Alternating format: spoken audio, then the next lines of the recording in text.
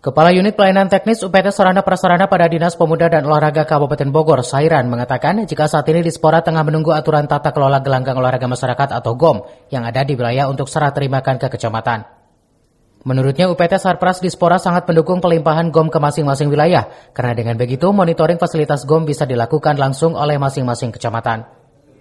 Sairan berharap penerapan tata kelola tersebut nantinya bisa lebih mempermudah masyarakat yang akan menggunakannya. Dengan begitu keberadaan GOM bisa dimaksimalkan sesuai dengan fungsinya.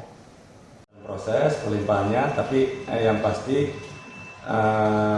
kita tetap membuat untuk retribusinya tetap kita yang disediakan. Seandainya itu terjadi, misalnya kan malah menurut saya sih lebih baik, lebih bagus. Kenapa? Karena lebih enak kontrolnya pihak kecamatan, gitu kan. dan kecamatan langsung memiliki ya. Bisa memiliki, punya rasanya dia punya fasilitas lah di kecamatan itu sendiri. Aturannya sekarang masih digodok di mana tuh terkait pelimpahan nanti? Di perundang-undangan dan asik. Dari Kabupaten Bogor, CV Suryadi melaporkan.